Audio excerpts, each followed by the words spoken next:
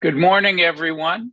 I'm Norman Eisen. I'm a senior fellow here at Brookings, and I'm delighted to be with you for the launch of my new book, Overcoming Trumpery.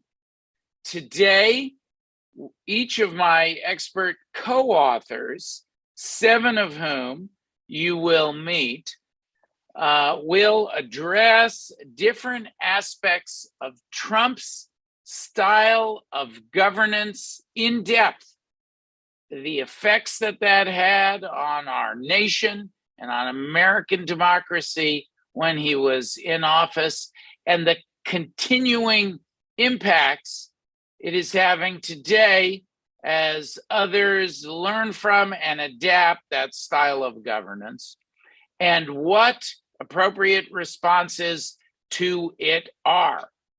I want to thank the Brookings Institution, our president, John Allen, the head of the Governance Studies Department, where I work and where this book was written and edited, Daryl West, and all of the co-authors of the volume, our wonderful publisher, Bill Finan, at the Brookings Press, and all of those who helped us put together today's seminar. When I went back over everything in the book, all of the chapters to prepare for our book launch today is the official publication date, and for this webinar, I have to admit that even I was shocked by the full extent of the harm to American governance that was done during the Trump administration, and that is continuing, because as you'll hear today, Trump may be out of office, but Trumpery is very much alive and spreading throughout our nation. It's important to capture that for posterity, contrary to the popular view of former President Trump making ad hoc, chaotic, reflexive reactions. There actually was a coherent, if corrupt, philosophy that emerged from his 4 years in office. Initially, when my co-authors and I were working on the book, we were calling it Trumpism. But then my brilliant English professor wife came up with an even more fitting term, Trumpery. And if we can have the slide, please. Here is the Oxford English Dictionary on the meaning of the term Trumpery. As you can see, it has 2 definitions. It dates back to 1578, the first usage, and it is deceit, fraud, imposture, or trickery. And the second definition from Samuel Johnson's dictionary, something of less value than it seems, something of no value, worthless stuff, trash and rubbish. But even trash and rubbish can be very, very dangerous. If enough of it accumulates, you can take down that slide now.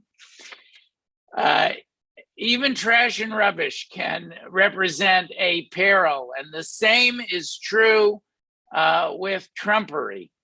I have extracted, with the help of my co-authors, the following 7 characteristics from the deceitful, fraudulent style of governance that we refer to as Trumpery. I should hasten to add that each of the authors did a deep dive in their area of expertise, as you'll hear from a number of them today. And then I extracted the analysis of these 7 characteristics that you see on the screen before you. I alone am responsible, and some of my co-authors may or may not necessarily agree with all of the characteristics of Trumpery. We'll discuss that on the panel today. It's a signal characteristic, disdain for ethics. We saw that from the very beginning of the Trump administration. Moving to the assault on the rule of law and going through a series of other harms, culminating with the final crescendo of 4 years of Trump, the big lie campaign, and the attack on democracy itself. I argue in the book that that is the logical consequence of this new and distinctly American flavored version of autocracy that we see erupting all over the world. And we can take down that slide, please. So that brings me to why it is so important that we address Trumpery, because even though Donald Trump is no longer in the White House, he is showing every sign of attempting to return, and his imitators are scrambling for the mantle of Trumpery. We see that, for example, in hundreds of pieces of legislation or laws that actually have been enacted, and candidates in congressional, gubernatorial, Secretary of State, and AG races up and down the ballot across the country. It's no secret that Trumpery is running rampant. It takes the form, when it comes to that legislation, for example, of needlessly changing our election rules and making it harder for people to vote, especially people of color. One of the metastasized forms of Trumpery is the new Jim Crow.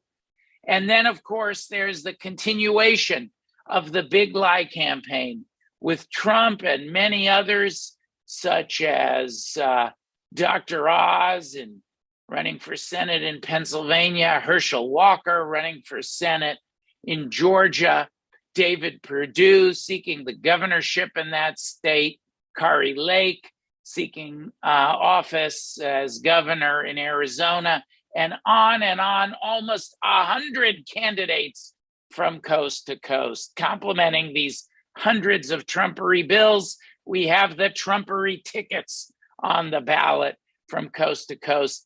And that is a clear and present danger represented by Trumpery going strong.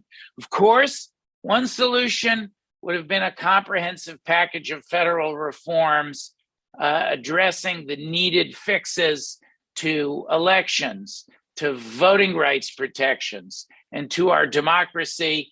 And our book, Overcoming Trumpery, talks at length and preserves for posterity what those federal fixes should be. And I'm confident we're going to come back to them.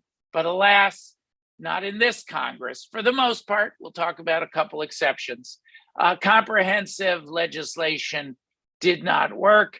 That should not lead you to believe that there's no hope for pushing back on Trumpery. On the contrary, you'll hear today on our two panels about Trumpery and its discontents, one focused on the state level and one on the federal level. There is still ample hope. There are still remedies for Trumpery across the country. But don't just take my word for it. Before we get to our panels, I had a chat with Senator Raphael Warnock, the senator from the state of Georgia, about his views about the federal battle in which he was so engaged for many of the reforms we write about the book, and where we go from here.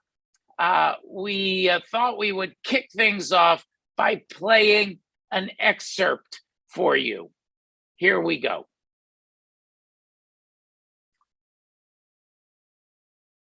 Hey everybody, it's Senator Warnock. Thank you so very much for the privilege of being with you today. I want to take a moment just to talk to you about the pressing issue of our time. One of the central moral issues of our time, and that is the state of our democracy. Our country is under threat by rampant voter suppression and it's happening all across the nation, from the north to the south, the east, and the west. And especially we know a little bit about voter suppression here in the state of Georgia. And those of us who still believe in democracy have to take up this fight. We have to push on and against these tactics and make sure that every voice and every vote is heard. I still believe that democracy is the political enactment of a spiritual idea. Democracy, it is this idea, this notion that all of us have within us a spark of the divine. And so we ought to have a voice in determining the direction of our country and our destiny within it. But instead of having voters pick their politicians, there's some politicians who are trying to turn our democracy on its head so that the politicians are cherry picking their voters. And that's why I'm continuing to fight for federal voter protections in the Senate. So, for example, partisan state actors can't just take over local elections or make it illegal to hand out food and water to people who are waiting in lines. Lines often made long by their actions. Make no mistake, this is Jim Crow in new clothes, and I won't rest until we protect the right to vote. In 2020 and in the last year alone, Georgians turned out in record numbers. The voters made their voices heard, and because of their support, the people of Georgia did an amazing thing. They sent their first African American senator and their first Jewish senator to the halls of the U.S. Senate in one fell swoop. Our voices can make the difference. Our voices are integral to our democracy. And so while I'm fighting in the Senate to ensure that we protect the vote and preserve the sanctity of our democracy, there are also grassroots folks on the ground who are doing the same. Thank God for them and their work. They are registering voters, fighting unjust voter suppression laws, and making sure folks know their rights when they're at the polls. Without their tireless efforts, we wouldn't be able to make our push towards justice. But I'm hopeful because the people continue to persevere. The people of Georgia and all across our country are saying that this is our democracy and we can't let the politicians have it. So let me leave you with this. Time and time again, in difficult moments, it's been the people, just ordinary people coming together to fight for progress. I believe strongly in this. Dr. King used to say that the moral arc of the universe is long, but it bends toward justice. The history of our democracy, the history of our country proves that it is the people who have to bend that arc. So above all else, keep fighting and keep the faith and keep looking up. Together, we will win.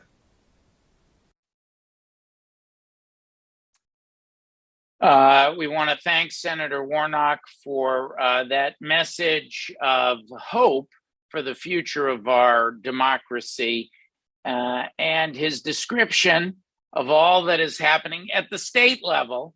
And that is where we are going to start with our first panel today.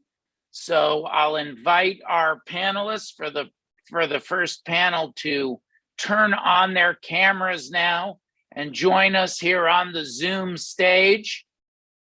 Wonderful. And you can unmute also, friends, just so you don't forget to do that later. Let me introduce first, to address the issues that Senator Warnock touched upon. Where do we go given the failure of comprehensive federal reform? As he noted, there's still hope for reform, perhaps for more discrete reforms in Congress if they're real.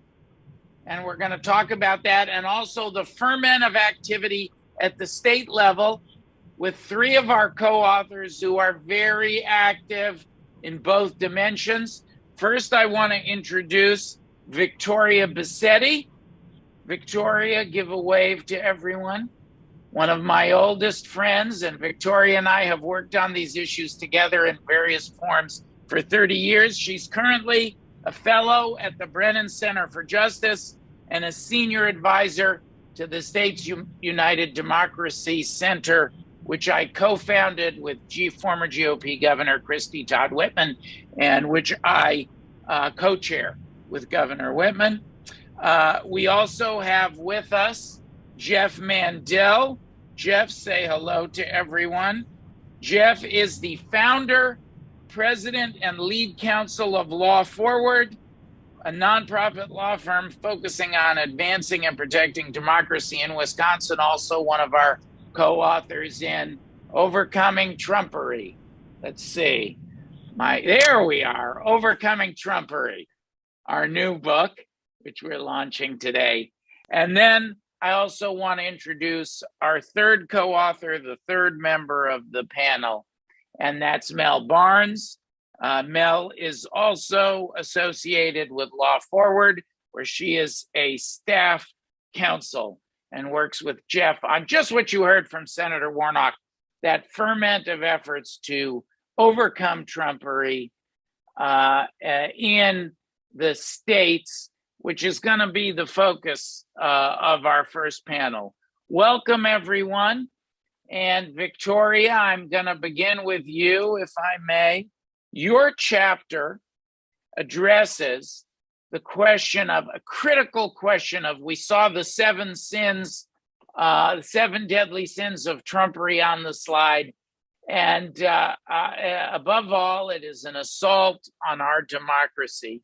Your chapter touches on one of the, perhaps the most lethal form of that assault, voter suppression, blocking the underlying act of individuals that gives democracy its legitimacy, voting. In particular, the openly race-based hostility that we see in these hundreds of bills and candidates from coast to coast, or candidates from coast to coast. Will you please launch us by describing the situation in the states today with this form of electoral Trumpery? And folks, everyone who's watching, there are almost 700 of you, please start your questions coming. Many of you sent them already. Think about your questions. We're going to come to the audience for questions after we do a couple rounds with the panel members. Vic, what does electoral Trumpery look like in the states today? So electoral Trumpery is a sort of a pincer movement right now. It basically attacks two important strands of the way we run our elections. The first is voters themselves, and that's driven by the myth of voter fraud. And the second thing that it attacks is the very administration of elections. And that's driven by the kind of myth of the deep state or sinister forces that are attempting to seize power from a preferred candidate. And that means it's a pincer movement of suppression and subversion. And in the book, we have an opportunity to discuss both of those movements. The subversion is nothing new in American history. And today, the Brennan Center this year released a report that indicated that by February, there were 250 bills that have the sort of the tint of voter subversion. These are bills that make it incredibly difficult for people to vote, in many cases for absolutely baseless reasons. And many of them, as you mentioned, Norm, are tinged with racism and hostility to voters from particular socioeconomic classes. They range from things like increased or making it more difficult for people to get mail-in ballots, decreasing the number of hours that people are able to vote, increasing the use of signature match, which is a kind of a notoriously inaccurate technique for assuring a person's identity. The second prong of this is what we call voter subversion or sabotage. And that's literally efforts to overtake and rework the way we count ballots and announce winners. It's an attack on the professionalism and expertise of independent election administrators. That's everything from requiring For example, there are several states that now seem to hate machines so much that they want to require that every ballot be hand counted, or it's efforts by state legislatures to essentially take over local professional election administrators and have the legislature itself have the power to declare who a winner is or to require unprofessional or partisan audits. Unfortunately, that movement, as with the voter suppression movement, is gaining steam this year, and some reports are coming out that indicate literally hundreds of bills that are suppressive or sabotage-like are emerging. Thank you, Vic. Mel and Jeff, what's the perspective from Wisconsin? You wrote about the voting rights crisis in your chapter in Overcoming Trumpery as well. And you litigate that, and you're engaged in that work every day in Wisconsin, to some extent nationally, but with a focus at Law Forward on Wisconsin. What are you seeing in your home state? Jeff, Mel, take it away. Mel, you first. Well, I think Wisconsin offers such a clear example of these national trends, and we certainly have both of what Victoria just categorized these bills as, the suppression and then the subversion and sabotage. We see both of these at work here. So to me, Wisconsin offers such a clear example of why we need federal voting rights legislation and why we can't wait. And this is what we write about in our chapter, right? The need for this and how we can get there. And Wisconsin has had this proud progressive history of being early adopters of things like no excuse absentee voting, expanding the franchise. But what we've seen in the past decade, because really we're early adopters in this way too, is a sharp turn to restricting access to the ballot, making it harder to vote. Wisconsin has one of the most extreme voter ID restrictions in the country. And recently we've seen dozens and dozens and dozens of bills that make it harder to vote absentee, to vote early, to access your polling place, all the way through attempts to undo the results of the 2020 election, even though we're years past it at this point. And these aren't being proposed by the fringe, right? These bills several of them are passing and being vetoed. But as Norm pointed out, it's not just new legislation. A lot of what Jeff and I are doing at Law Forward is litigation, because we've had bad actors in our states trying to reinterpret our existing laws to ban drop boxes, to make it impossible for disabled voters to return a ballot, and to empower politicians to overturn those election results. And I want to underline that we're struggling with the need to create accountability here in the states for kind of the worker bees of Trumpery and the big law and the big lie. Law Forward has been pushing for over a year for accountability for what we call the fraudulent presidential electors in our state. These are 10 individuals who met and purported to cast Wisconsin's 10 votes in the Electoral College for a candidate who lost the election, lost the recount, and failed in every court to undermine the will of Wisconsin's voters. But these fraudulent electors sent off their papers to Congress to be counted on January 6th as if they were Wisconsin's true votes. And while we know this violates Wisconsin's law, there's really a lack of institutional tools and to some extent political will to create accountability for these folks. And that is really dangerous to our elections in that subversion and sabotage sense that Victoria mentioned. So when we write about needing federal legislation that sets a floor and gives us tools in the states to push back against these attacks on democracy, I want you to know it's urgent here in Wisconsin. And even though Law Forward is working hard to turn the tide, we need these new tools. Jeff, what's your view? Well, I think Mel's got it exactly right. And let me just add that there is a real need for comprehensive and contemporary federal standards, because Mel mentioned efforts to use litigation to get rid of drop boxes in Wisconsin. That is happening. It's also, however, litigation to make it impossible for disabled Wisconsinites to return absentee ballots. We have in Wisconsin very clear laws that help people and expressly authorize people who, because of age or disability, need assistance in completing their absentee ballot. We have laws that allow that help.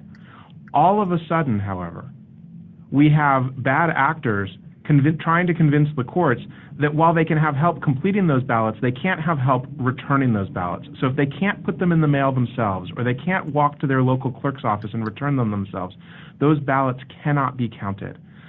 These are efforts to overturn decades-old precedent in Wisconsin and to ignore the Americans with Disabilities Act, the Voting Rights Act, and other federal standards. What we need, though, what we're hearing in court is judges who were skeptical of those recitations of standards because they say, well, that was a long time ago. And that was all before Wisconsin changed the way it thought about absentee ballots and voter ID and got all worried about voter fraud. And that's one of the reasons that it would be essential to have more of a federal floor, because we are struggling with not just bad actors who are bringing these cases, but we're struggling with judges who are buying into the big lie. Vic, on the topic of a federal floor, Congress didn't pass the comprehensive federal democracy and election protection legislation that we wanted, and we preserved, in addition to analyzing the nature of Trumpery, its ongoing character, we preserve what a comprehensive federal package should look like. And I, for one, am confident that we are going to return to that. However, we're not going to get that big package that is so badly needed in this Congress. In light of that, is there anything that Congress that could pass and the president could sign that would help with the crisis of electoral trumpery, particularly if we get another, I'll call it an attempted coup, what happened after the 2020 election. If we get another situation like that, is there anything that it might be possible for Congress to do to help the states with a future coup? Yeah, there's a piece of legislation that was enacted in the late 19th century called the Electoral Count Act. And I think, Norm, you recently have written about this and spoken about it in some Washington Post articles. And the Electoral Count Act is essentially what governs the way Congress counts the Electoral College votes. And there's widespread consensus that it is a mess of a piece of legislation. It is notoriously convoluted and difficult to interpret, and its ambiguities essentially drove much of the strategic behavior from the Trumpery, strategic behavior in 2020.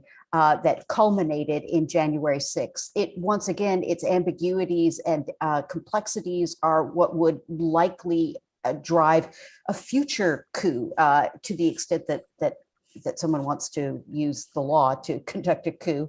And as a result, there does seem to be broad bipartisan consensus on reforming and changing the Electoral Count Act. What is interesting is that there's also a movement to attach to the Electoral Count Act a few additional provisions that people believe would help our democracy overall. After all, the Electoral Count Act only comes into play once every 4 years and only applies to one election. There are a lot of other things that need to be fixed. Broadly, there are two buckets of changes or additions to the Electoral Count Act that people are looking at. One is essentially increased funding for election administration. Our election administration is notoriously underfunded. We spend more on Halloween costumes than we do on running our elections. And as a result, the ability of local election administrators to run safe and secure elections is always on a shoestring budget. They do magnificently with it.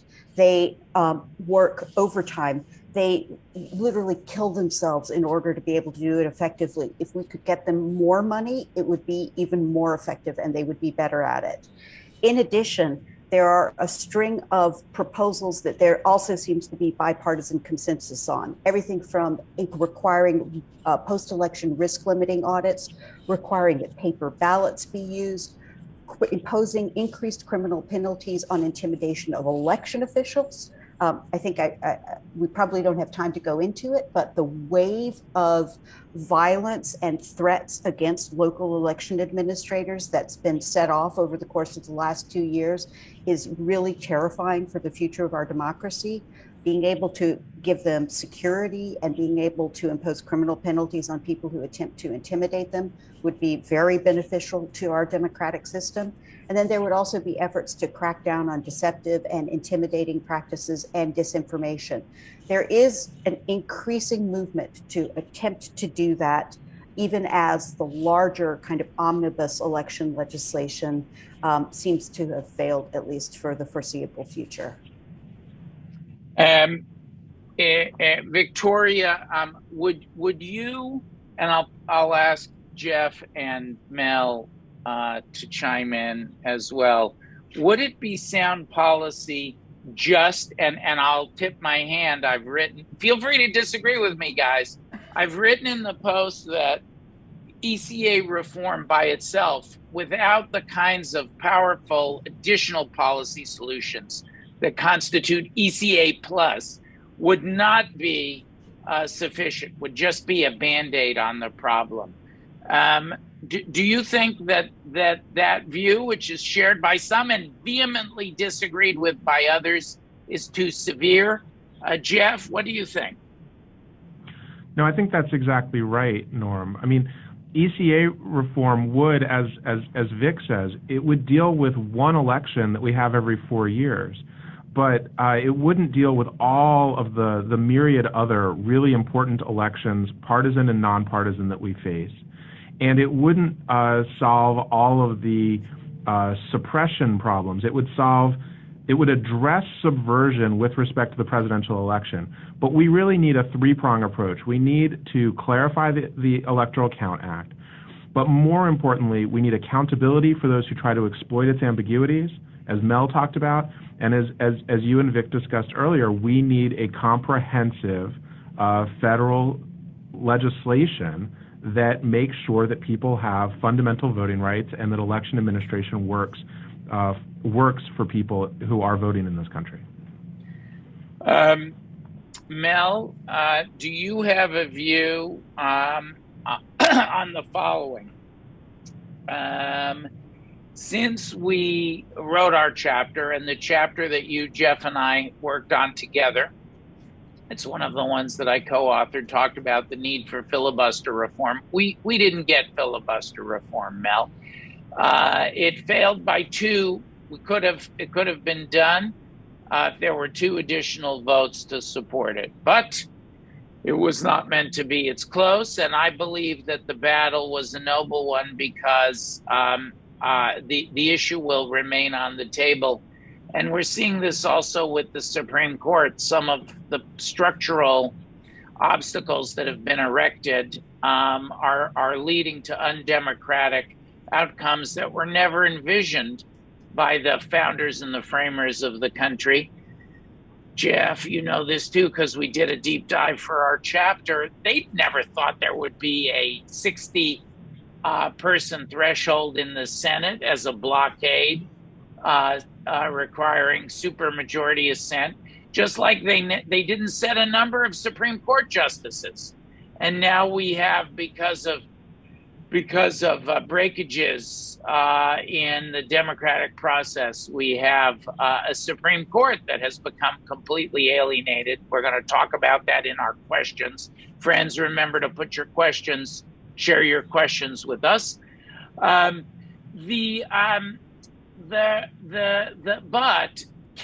if you got a really meaningful ECA plus package together, that and where the plus factors intruded on electoral trumpery, so you really took a bite out of this terrible Jim Crow campaign and more. It targets voters of color, but it hits every voter with such naked partisanship around the country. Do you think you could get a meaningful bill through Congress? Well, what I'd say is we really can't afford not to, and it has to be the plus in the ECA reform plus, because while we didn't get filibuster reform this time from this Congress, one of the quite frankly depressing parts about this book is how relevant it remains. We haven't found another fix for any of these issues. They're going to continue to undermine our elections and make it hard for us to do what we need to do here in the states. And friends, I'm going to start doing the questions momentarily. And thank you for sending them along. Mel,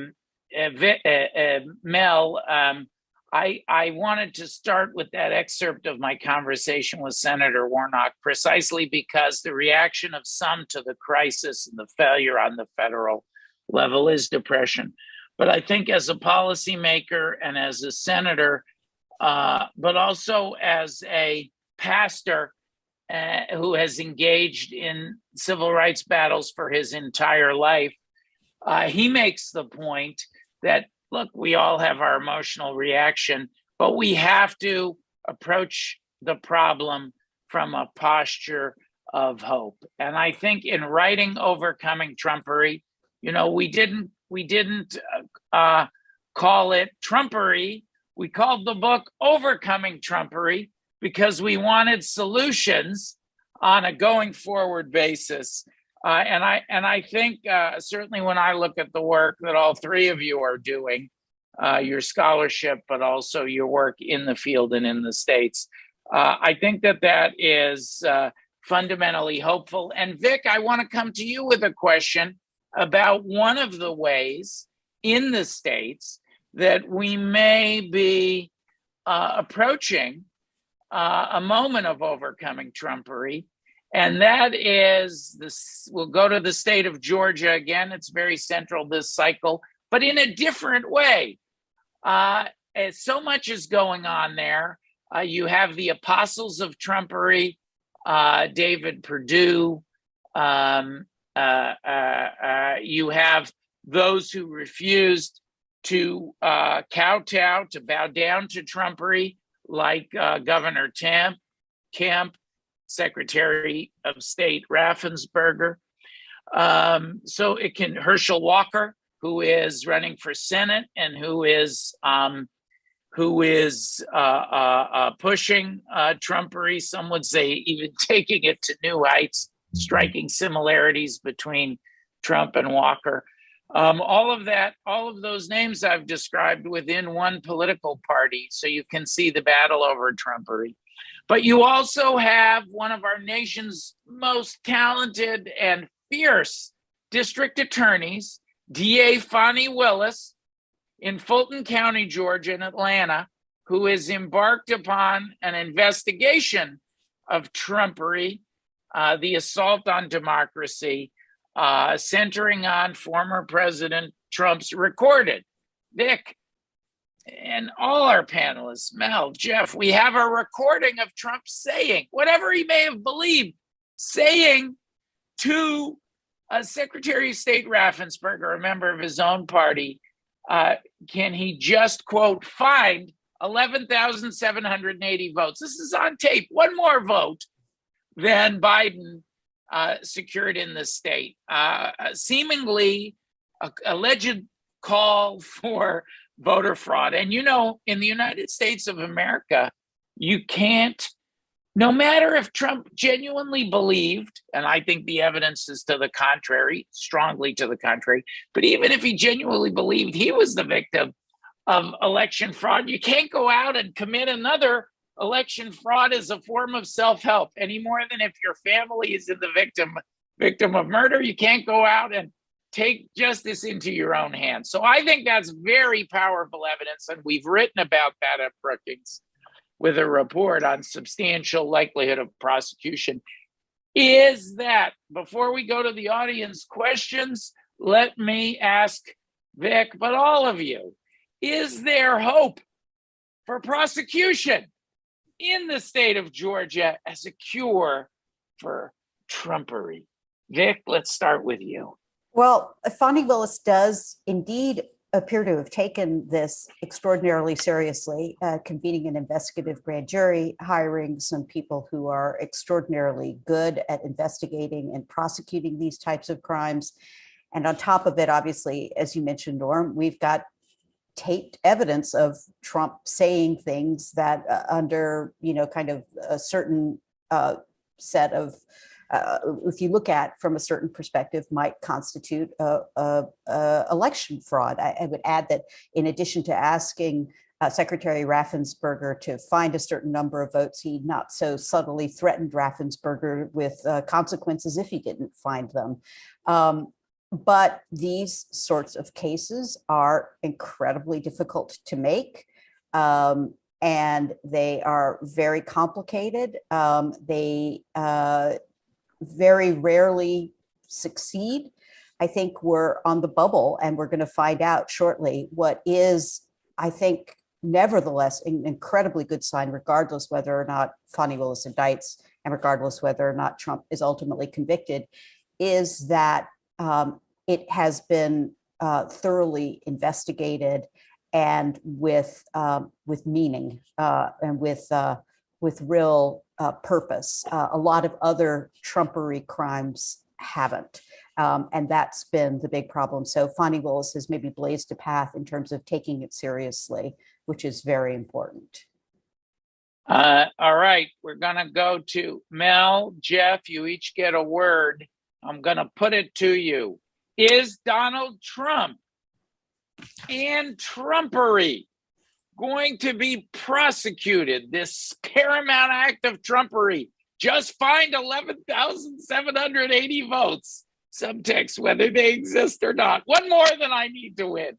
Is this paramount act of Trumpery going to be prosecuted, Jeff? Yes or no? What's your best guess in Georgia? My best guess is no, and I would suggest we need more. Even if it is, we need accountability all the way down. Having accountability only at the top does not really help ameliorate the problem. Okay, you're wrong. It is going to be prosecuted. Just my best guess. Mel, if I'm right, and Jeff, your colleague, no pressure, Mel, your colleague is wrong. And if it's prosecuted, and if others are included, because we know the DA is going after a broad array of investigation of people in her investigation. We'll see. I suspect if she prosecutes Trump, he won't be alone. But if it is prosecuted, as we say in our Brookings report, there's a substantial likelihood. Do you find the evidence compelling that that crimes were committed in Georgia, just based on your personal reaction to the current, as somebody who does elections every day, to the current state of the evidence? What's your visceral and intellectual reaction to the nature of the proof in Georgia? Yes, I think there's evidence. I think there's evidence. Thank you. I like that answer much better, Jeff. Around the country. But I want to say it's not important to prosecute these people just, to punish them. We're going to see this continue to happen in Georgia and around the country if we don't lay down a marker and set some accountability. So this is forward looking, and that's why I think it's important that the answer is yes. All right, so we'll see. I want to make clear right now it's just allegations. We don't have all the evidence. The decision will be for the prosecutor. This is a prosecutor who took on Atlanta's teachers. Remember, she prosecuted the Atlanta teacher cheating scandal. I think if she's tough enough, Trumpery got a pass in New York when Manhattan DA Alvin Bragg, despite his prosecutors telling him there was proof beyond a reasonable doubt, he chose not to prosecute that. Great puzzle to observers. We at Brookings have written about that. I think there's substantial evidence indicating there may be a prosecution. I appreciate Brother Jeff. It wouldn't be a very good panel if we just agreed with each other all the time. And speaking of vigorous but cordial disagreement, I now have some tough questions from our viewers. We're going to do a few minutes of questions to close out this very stimulating panel in which in which our three panelists, if you see me swiveling around, it's because I'm juggling questions that are pouring in on all of my devices for us. So let's see. The first question is from Ambassador Don Bliss, retired ambassador. He wants to know, Vic, I'm going to come to you. Should we make Election Day a federal holiday and make voting mandatory for qualified voters or provide a tax incentive? Vic, what do you think? Well, so indisputably, yes to the first question, whether or not Election Day should be a federal holiday. The United States is an outlier amongst modern democracies in that it schedules its election day on a working day, on a weekday. It is indisputably a practice in America that makes voting significantly harder and actually deprives a large number of people of a real opportunity to be able to engage in elections. That being said, of course, many states have adopted a variety of practices that help kind of ameliorate the problem. They've increased the ability of people to use mail-in voting. They've adopted early voting and weekend voting. All of those practices are good, but I think on top of it, if we're really serious about our democracy, we should make Election Day a national holiday. As to mandatory voting, the optimistic kind of hopeful part of me says yes. In fact, E.J. Dionne just recently has a fantastic our Brookings book. colleague and the Washington Post columnist. He's got a book out about this right now that just came out, I think, last month. It's fantastic. It really lays out the case for mandatory voting. It's used in a number of countries. In those countries, it has tended to create more, to generate more moderate candidates who appeal to kind of the broader swath of the electorate. So it kind of decreases radical polarization. And it does absolutely, I think, have a lot of really beneficial effects. I wonder, however, I don't think you can mandate civic virtue. And I think that mandate in a country like this, especially one that doesn't have voting as a national holiday, that the failure to comply with it would fall heavily upon people from lower socioeconomic status and on African-American voters. So I do worry about it, but I think it's an idea that's worth a serious debate. Jeff, Diane Robertson says, North Carolina is Wisconsin's southern cousin on voter suppression, gerrymandering with the history of Jim Crow always in the background.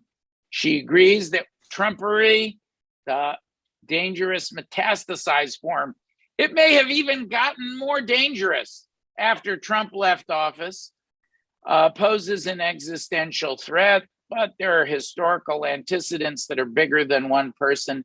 And she asks about what the grassroots can do. And I'll take some liberties with her question. You're working every day, for example, with issues of poll workers and poll watchers. What about grassroots engagement? And you heard this from Senator Warnock, placing his faith in people.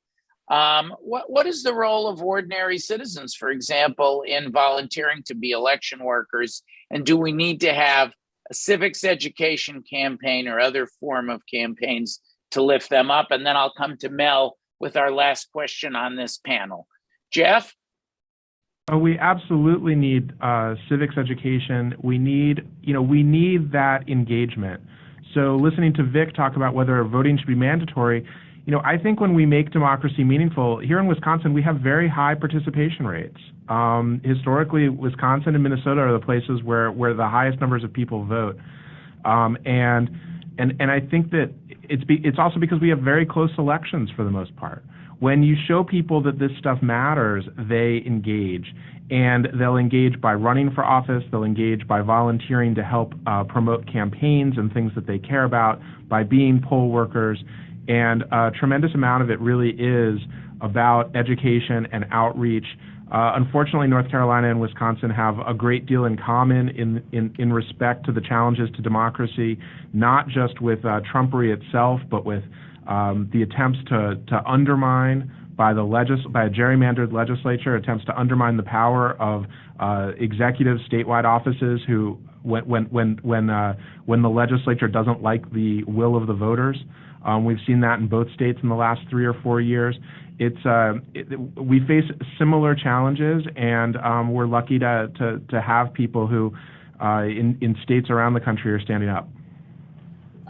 There are so many good questions in this feed. Oh, that reminds me. We're going to soon move to our second panel. Let me remind everybody to ask questions for the second panel. Please tweet #overcoming Trumpery or send the question to events@brookings.edu. And if you tweet with #overcoming Trumpery, include @BrookingsGov, BrookingsGov, @BrookingsGov. And one of the good questions that came in on the first panel is from Dr. Sanford Mayer, Mel, and you and I are going to take this last question for our panel. Crystal balls aside, what do you envision for our country if we don't overcome Trumpery? Well, I think that it's certainly possible that it's going to take us a while to overcome Trumpery. I think that, we are going to continue to have to fight this particular set of challenges, certainly for the rest of our lives. But I don't think that there's an option to not overcome Trumpery. One of the most amazing things about our country and our government is our ability to recognize that we need to fix it, that we need to improve it and make it better. And boy, is it a struggle along the way, right? We don't want to be dealing with these issues right now, but I have every confidence that we can fix these things when we all come together and work hard. And it may not be pretty, but we'll get it done. So I think we are going to overcome Trumpery because it's our only option. You definitely got the memo on the message of hope. I will confess that I bring a methodological bias to the questions of overcoming Trumpery, because, and it's why it's one of the parts of the conversation with Senator Warnock that was not on camera, was confessing, and he has that same bias. So I sort of loaded the deck by having an optimist and not a pessimist, and I think it is very important. And of course, I should hasten to add that there is no guarantee that we will overcome Trumpery, that we'll get a robust plus in an ECA plus package on the federal level. After all, we were hopeful, but we saw the failure of comprehensive election reform to help the states on the federal level. There's no guarantee we'll get a sufficient plus package to move ECA through. No guarantee that we'll get the kinds of remedies or results in the state. No guarantee, as Jeff properly points out, that how the evidence will come out.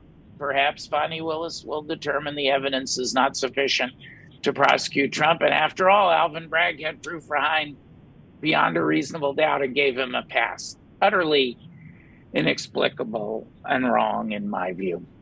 But when you look at the trajectory of American history, and Trumpery, although it has a new name and Trump took it to new heights, it gathers a set of strands. If you look at the 7 deadly sins, we've seen the elements before over the nearly 3 centuries of our existence. We've been in even more dangerous places than we are today, although we're in a dangerous place. And the strengths of the American system, the brilliance of our founders with their separation of powers, and the federal system. So the failure of comprehensive federal reform now means the battle moves to the states. The power of the state leaders. Trumpery was on the ballot in 2020. And bipartisan leaders from both parties rejected it. For example, in those 63 some lawsuits, meritless lawsuits that Trump brought in the effort to have the phony electoral slates go to Congress, in the scheme in Congress to, as Trump's own words, overturn the election, the illegitimate scheme. That failed. So that gives me hope that we'll overcome Trumpery again. But above all, where we ended with the American people, that they will be wiser as they were in the great referendum on democracy that was on the ballot in 2020, that the American people, irrespective of party, have the wisdom to see through Trumpery for what it is and to defend the American project rather than embracing this new Trump-flavored version of autocracy. So I think the antidotes are there, and it remains to be seen whether at the state level they'll emerge or not. With that, I'm going to thank Victoria, Mel, Jeff for their contributions to the book Overcoming Trumpery. You can order your copy by clicking through at the Brookings webpage for this event. Click on Overcoming Trumpery. You'll find your way to a list of links to be able to order the book in hard copy or electronically to assess the state of play, whether or not we will overcome Trumpery. But I remain optimistic, although the question is up in the air, and I'm going to be looking very closely at that special grand jury because I think prosecution is an excellent remedy for Trumpery. If justified by the facts and the law, of course, it will send a message to the heirs, the legatees of Trumpery, that you can't practice this dangerous form, these 7 deadly sins, without consequences. However, we shall see. With that, we're going to move to our second panel, where we're going to take a look at Trumpery at the national level, including a deeper dive into how this dangerous ideology, this comprehensive, coherent philosophy developed in the first place, how it metastasized. With that, I'm going to invite our panelists for the second panel to join us. Anne, Joe, Walt, turn on your cameras. Ginny, here, come on up on the Zoom stage. I see you all popping up. Walt, I don't think I've seen you in a necktie. It probably, since you came to Brookings to in one of the first acts of Overcoming Trumpery, I'm going to, long before we even knew there was such a thing as Trumpery. Maybe I'll tell that story. Let me now introduce our distinguished second panel to address the federal and the global impacts of Trumpery. They're all co-authors or authors of chapters in our book, Overcoming Trumpery. You can click on the link to order your copy, hard copy or electronic, from quality booksellers online or in your neighborhood. We have all the independent booksellers linked on there too, if you're a neighborhood book shopper, as I am. Going around the screen, let me introduce our second panel, which will do our deep dive into the origins of Trumpery and then bring us up to the minute and even peer into our crystal balls into the future of Trumpery at the federal and international level. Joe Foti is the Chief Research Officer of the Open Government Partnership, where he leads the analytics and insights team. And we're going to be asking him for analytics and insights today. Welcome, Joe. Walt Schaub is a Senior Ethics Fellow at the Project on Government Oversight, POGO. He served as the Senate-confirmed Director of the U.S. Office of Government Ethics from January 2013 until July 2017, and we welcome him to the panel. Everyone on this screen is a longtime colleague of mine. So it puts a smile on my face, as with our first panel. I'm lucky to have so many experts among my friends in the field after my own 30 years, and got our top national experts to write chapters for this book. Ginny Cantor is certainly one of those. She was my colleague in the Obama White House. She's currently the Chief Ethics Counsel for CREW, Citizens for Responsibility and Ethics in Washington, which I co-founded. It's a nonpartisan organization dedicated to promoting government ethics and accountability. And she has had a long and additionally distinguished career in many capacities in and outside of government, domestically and internationally. So we'll ask her for some of her perspectives on the international scene as well. And then finally, last but by no means least, Ann Weissman served as Chief Counsel and Chief Freedom of Information Act Counsel for CREW, also, where she was one of our nation's most distinguished, personally, I believe, our most distinguished and continues to be freedom of information litigator at the federal level. And she was previously the executive director of the Campaign for Accountability and was a lawyer at the Department of Justice, where she oversaw the government's freedom of information litigation. So she's seen the world from both sides now. And welcome, panel, to talk about the federal issues. And here we're going to go back to the early origins of Trumpery. Remember, friends, to give us your questions as we go by tweeting at BrookingsGOV and using the hashtag Overcoming Trumpery to ask your questions. And we'll start with you. And we're going to set the historical context. In the book, you wrote about the origins of the modern system of integrity, rule of law, and ethics to control and define the performance of presidents and other government officials after Watergate. Will you describe briefly for us the Watergate system that was in place when Trump took office and that Trumpery challenged, reacted, and pushed on? Sure. Post-Watergate, we went through a period, which was a real inflection point in our history. We went through a period of analysis trying to figure out, why did the excesses of Watergate happen? What can be done to prevent them on the legislative front, internally within the executive branch? And the outgrowth of that analysis was a whole system of laws, norms, and policies that until Trump seemed to work fairly well.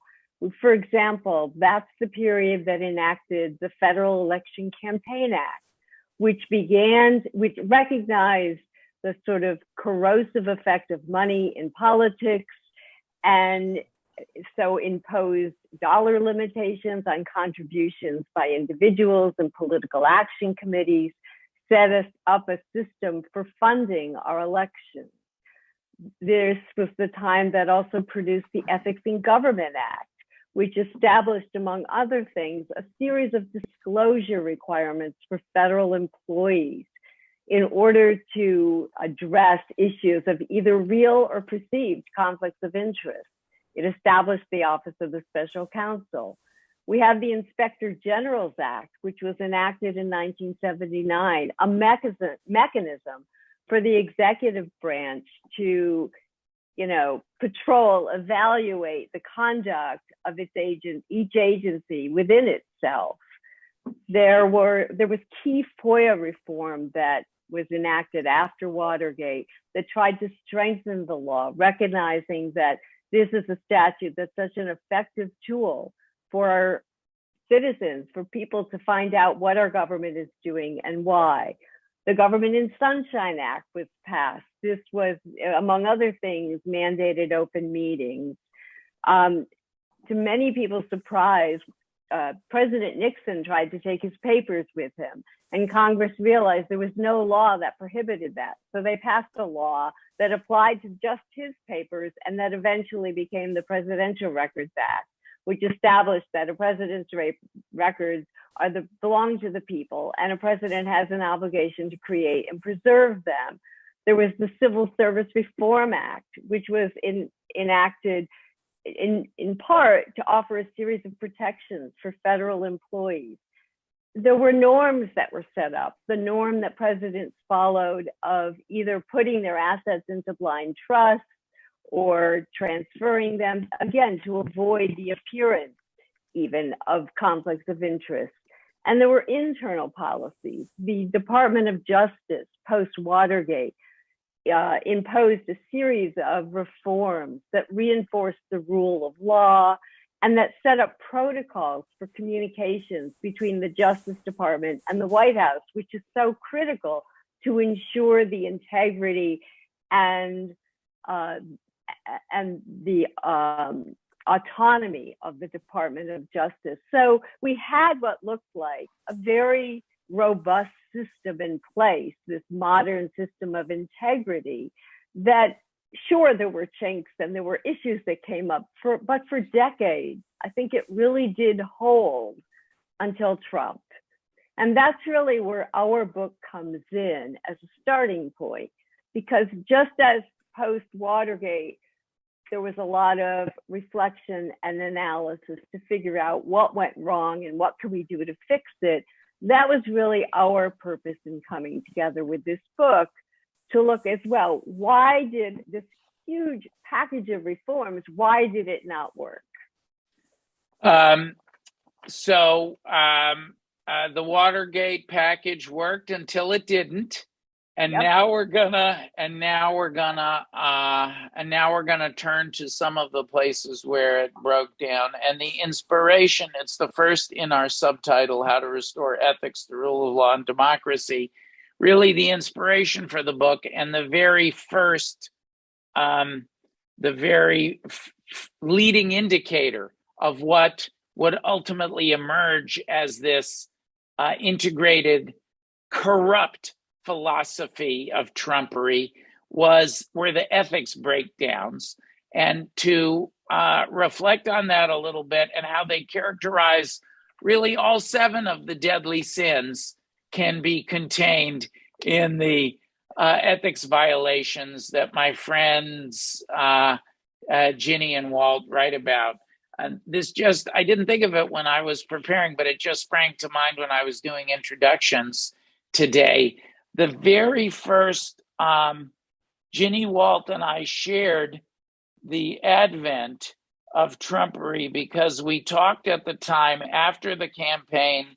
This is what an optimist I am, guys. I actually helped the Trump transition develop an ethics plan. I was a volunteer advisor talking to the Trump, both transitions, the Trump and the Hillary before the election, and then continued engaging with the Trump transition. But then we saw the first moment. I'm going to take us back to the birth of Trumpery. I'm going to go a little bit out of order. I'm going to come to Walt for this, then Ginny.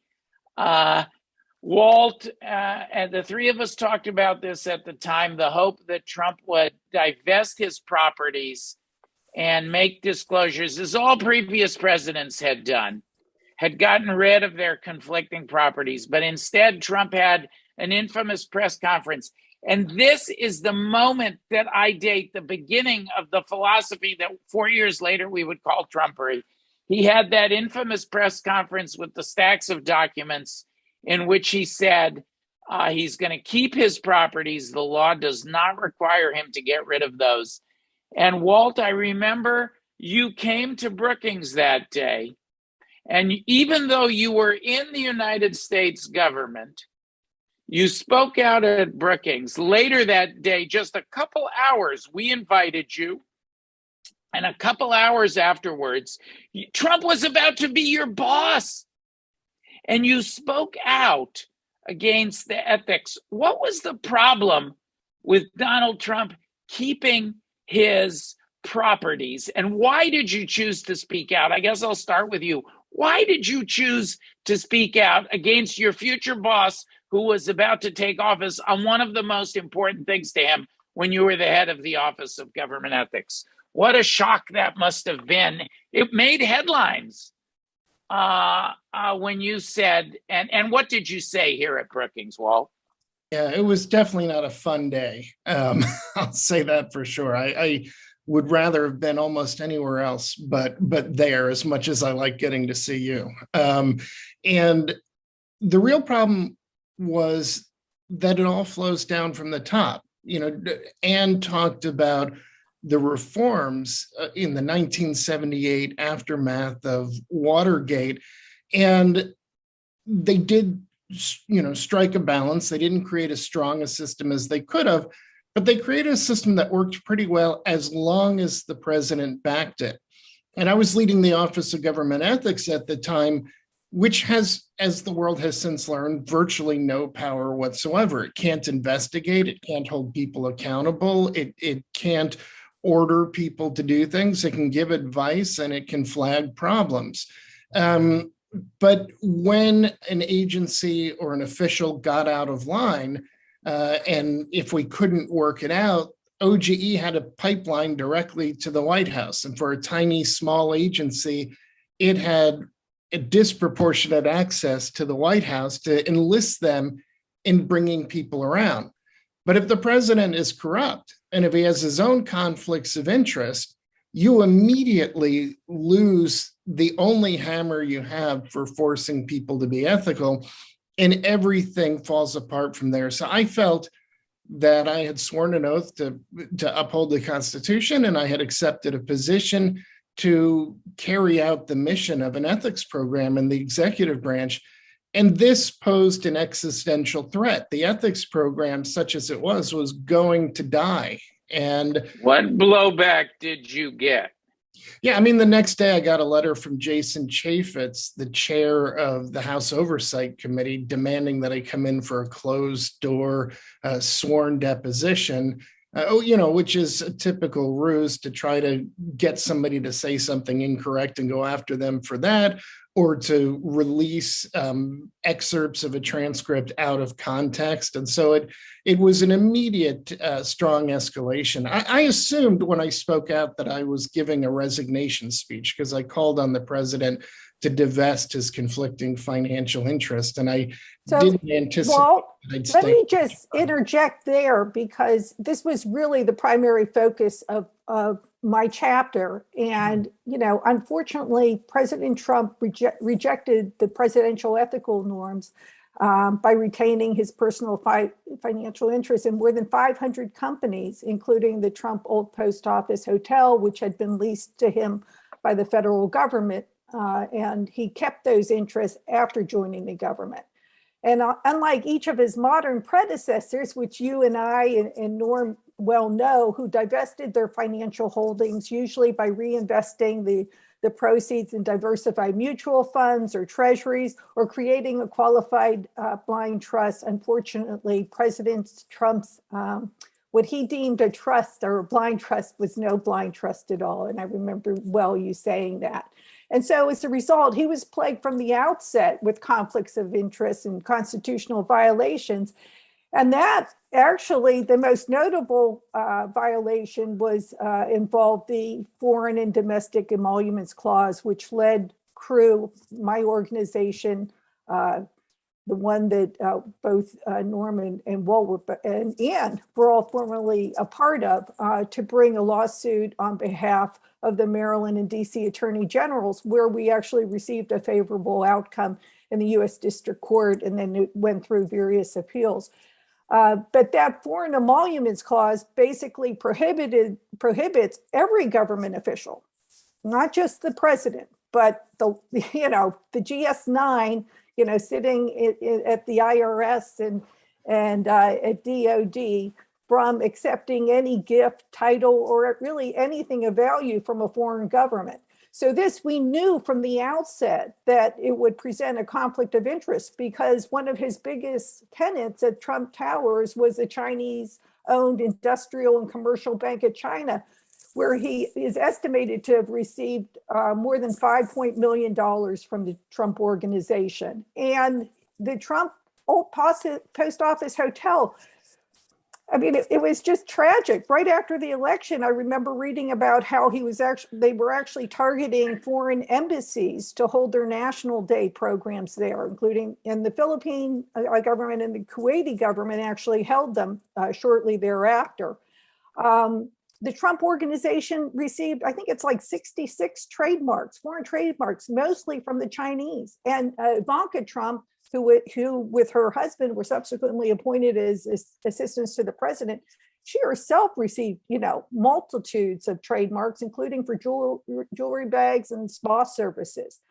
The domestic emoluments clause applies solely to the president, and it means that he is not allowed to receive any compensation or emolument, item of value, from the federal government or any state government or state or local government beyond his compensation. And so by virtue of retaining his interest in the Old Post Office Hotel, by virtue of receiving payments for hosting White House and State Department events at Mar-a-Lago, including when he hosted the Japanese Shinzo Abe at Mar-a-Lago, the payments he received from the Secret Service when they had, in compensation for room and board, when they were protecting him, all of these led to multitude violations, and really set up the lawsuit, which ultimately resulted in it being dismissed by at the Supreme Court level, because by the time it got to the Supreme Court, he had already left government. But we really needed to codify, and we need statutory action to codify the definition that was given to us by Judge Paul Massetti from the U.S. District Court in Maryland, in which he defined emolument as any profit gain or advantage. We also need to bar the president and the vice president statutorily from being allowed to enter into or benefit from, regardless of when they were awarded the contract, but from any contract grant or lease. And we need to make them divest all of their financial holdings, including by making them subject to the criminal conflict of interest law. And I see Norm trying to— Yes, Jenny, I'm just texting with everyone. It's like an ethics dinner party, and we can't wait to trade our ideas. You talked about the international impacts, Ginny, of the emoluments. And you and I wrote at the time, and of course, Walt, from that moment of that press conference and beyond, Anne was active on this. Joe, you work in the Open Government Partnership, so you are seeing how the rest of the world observes what's going on in the United States. Just in your personal capacity, what were the impressions? And we're going to talk, and Joe wrote a chapter with me on some of the international effects of Trumpery and how we can address them right up to the present day. For example, with the Biden Democracy Summit that already had its first convening to try to rebuild. But Joe, how did the rest of the world look at this eruption of alleged corruption and the other 7 deadly sins of autocracy? So many countries are familiar with that around the world in their own or neighboring nations. But in the United States, how did the world see it, Joe? Yeah, thanks, Norm. I think, at the risk of oversimplifying, Trumpery is not a uniquely American phenomenon. How it appears here is going to be unique, but it's a political business model that's increasingly transnational and interdependent across these countries. So we've seen similar things from South Africa, Russia, Philippines, Hungary. I could keep naming all day, unfortunately. So you stoke the fears to win elections. You redirect the state resources to cement your powers. You start neutralizing independent accountability, by which I mean media, government watchdogs, NGOs. Then as we're seeing, unfortunately, even more and more, is undermining elections and any political competition. Then you rake in personal profits, redirect some of those back to the cycle all over again. So how did it look to the world? I think it's good to zoom in on a particular example, a particularly notorious one. And Norm, you're probably the last person I need to remind you that Ukraine was at the center of the first impeachment. And it was the use of state resources, the office of the president, to withhold congressionally given resources to a US ally. And that fits this pattern exactly. And we see that echoing across with Ukraine was people in Ukraine, not all of them, but many of them were reformers in government trying to take this different path, fighting corruption, limiting that. And that was a threat to Putin's model. It was useful for Trump that they were struggling with this issue. And the message at the shakedown that was at the center of that first impeachment trial was a clear signal that the US was ambiguous on what model Ukraine should follow. And so there's really three things that I think people are seeing, and we saw all those in the Trump era, which was we had the outright aggressive subversion of the democracy in some cases and of the elections. And then you saw the retreat of the United States. And even though my colleagues, professionals at USAID and the State Department continued to carry out work in countering corruption and supporting democracy, that loss of US as a model was huge. And people watched that all around the world, and we saw the exact use of phrases like fake news catch fire with leaders on every other continent. And then the big thing where I have the most hope, actually, but where we have a lot of work to do, is the business model and the corruption itself and the financing and money laundering. We used to think of these as domestic issues and that there were corrupt countries and not corrupt countries. And now we know that they're increasingly transnational, right? The West, the US, Canada, UK are some of the biggest destinations for stolen money by these people who are undermining democracy. And they're home to some of the law firms and advertising agencies that are some of the biggest enablers of corruption. So I think moving forward, we're going to need to break the business model. Let me just come in there, because I want to put the business model of Trumpery back up on the screen. And folks, we didn't plan. This is actually a spontaneous conversation that has broken out on this panel. Those are the best kind. Because I want to emphasize Joe's point, but I think it's a point that everybody is making. We started with the disdain for ethics that Walt and Ginny talked about against the backdrop of the Watergate reforms. These are all of the different ways that the system that Anne outlined that had fundamentally held in the United States since the 70s for decades. These are the 7 ways that it was pushed back on. And this is the business model. The first panel, we talked about the big lie campaign, the ultimate explosion at the end of Trump's administration of Trumpery, the attack on democracy itself. But this is the business model that Joe is talking about. And I want to emphasize, we've gone from the 70s to the origins of Trumpery to the present day in Ukraine. But having worked on the first impeachment as counsel, here is the thing that we could equally as well have titled this slide, "The 7 Deadly Sins of Putinism," or the autocracy business model. Maybe I could get 2 additional books out of it with a little bit of extra work.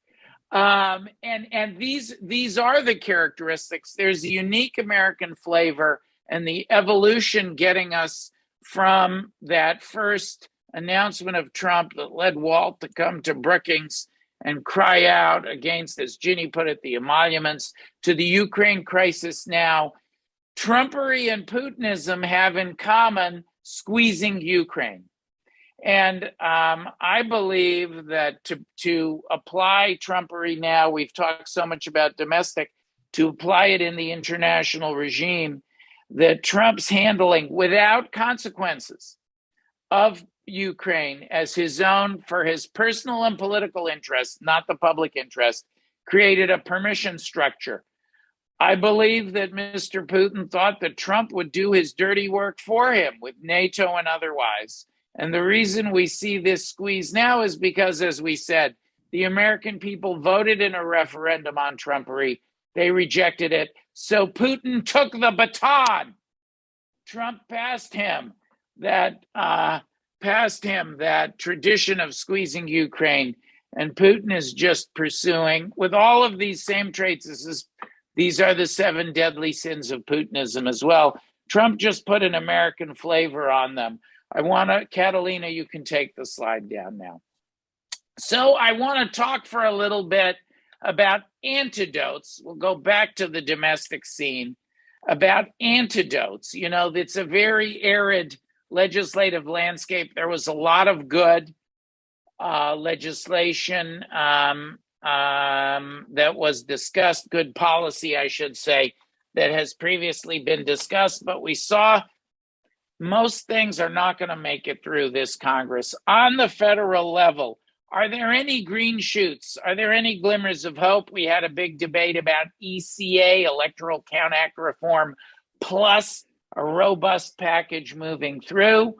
Before we go to the Q&A from our audience, let me ask all of you, just quickly, I'm going to go around, because we do like to take an optimistic take. I admit I prefer to view things optimistically, despite this very tough federal legislative landscape. Any green shoots, short answers before we get to, you'll have to make your answers much shorter than my rambling questions.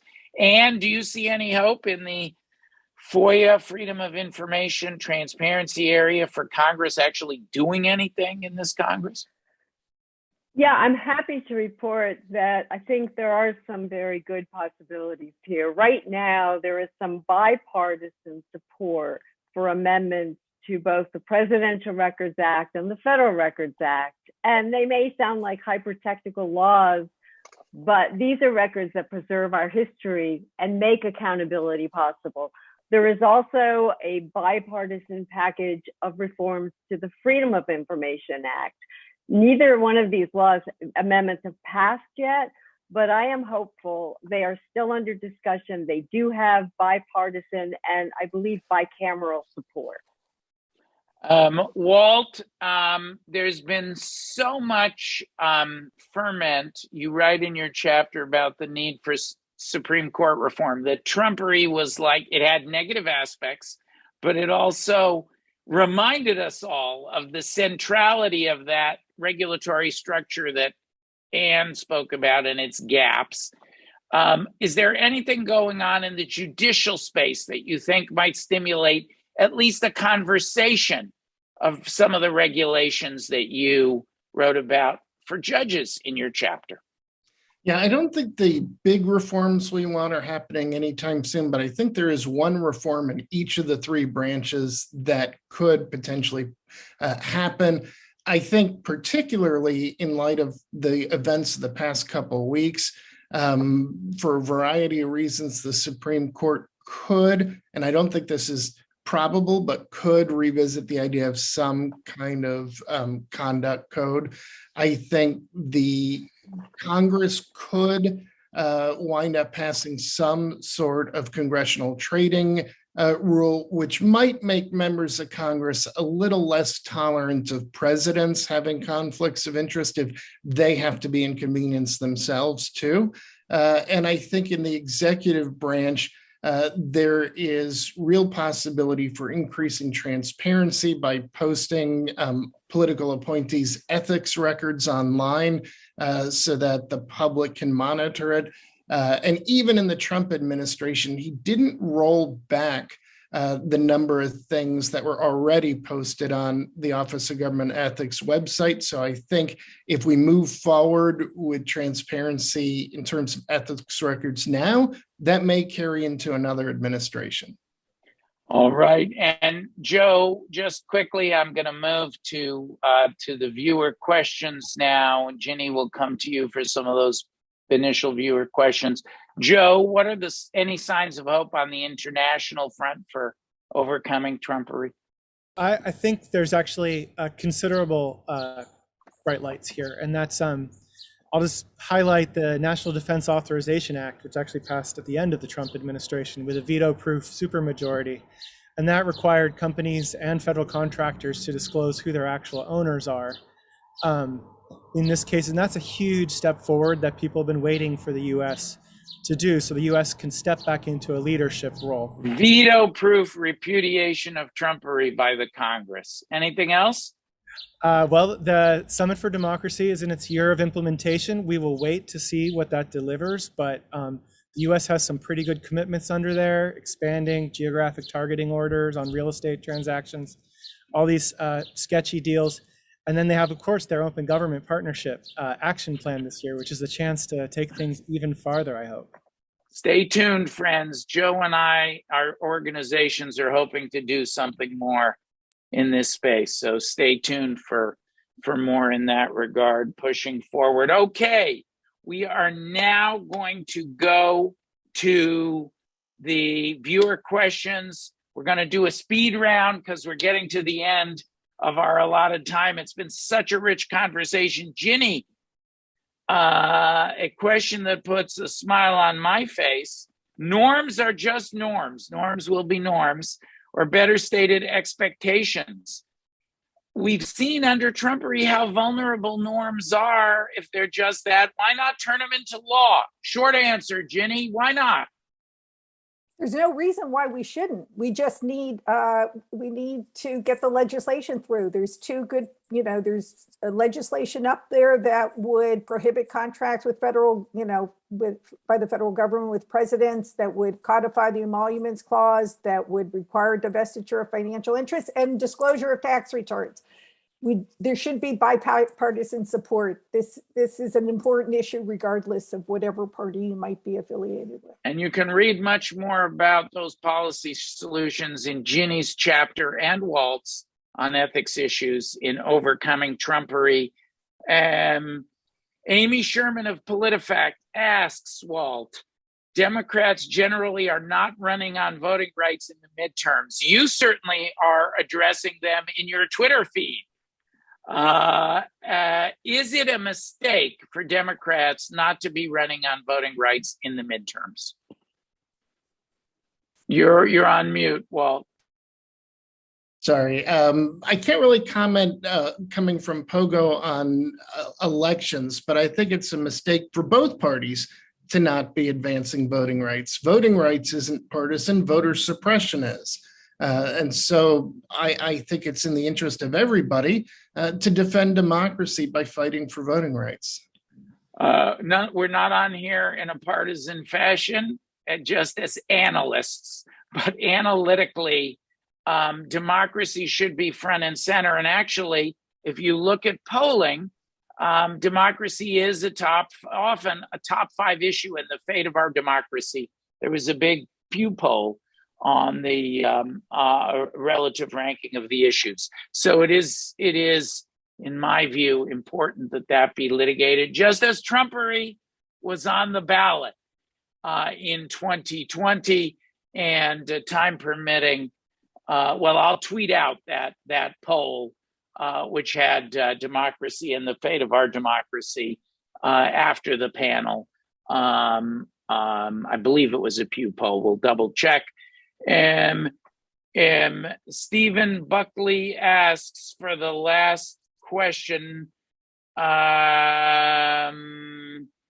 I'm gonna combine his and Alex Howard, our friend Alex Howard, a great champion of transparency.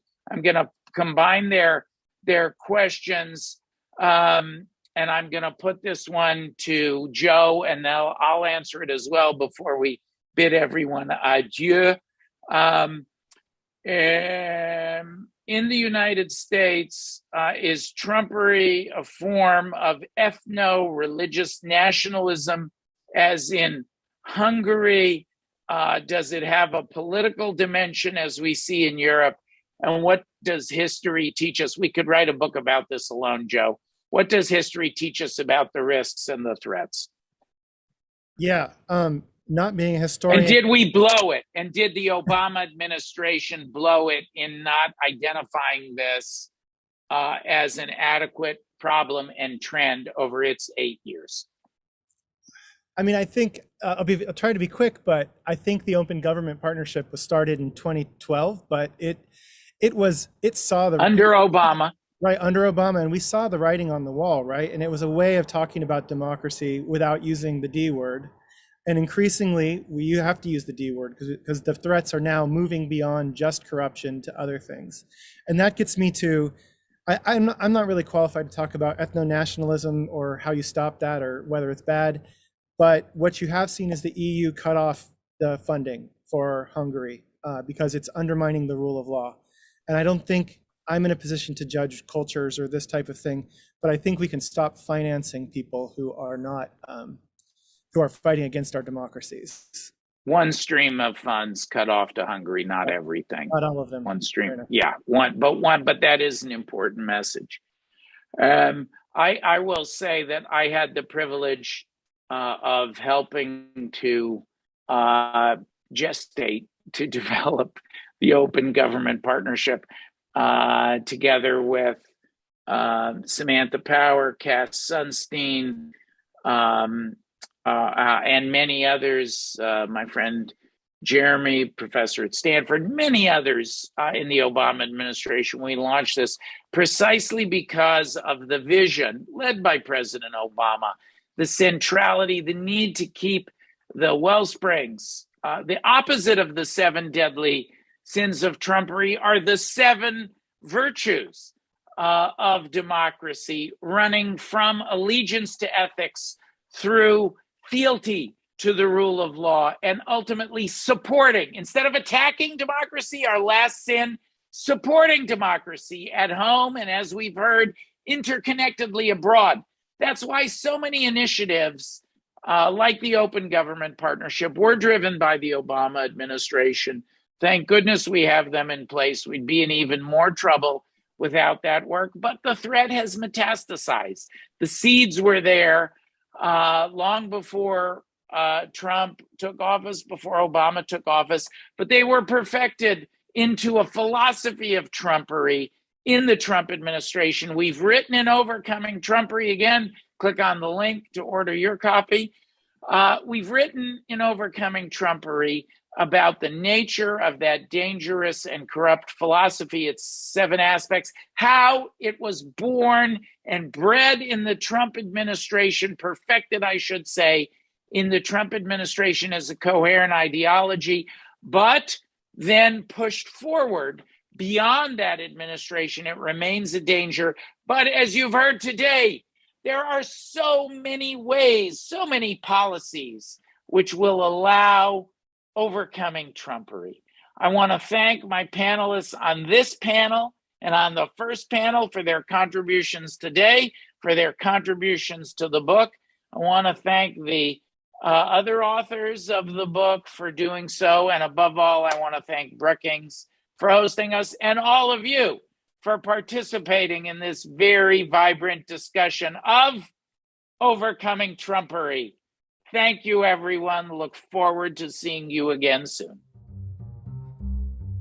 Thanks for watching. Be sure to like and subscribe for more videos from Brookings.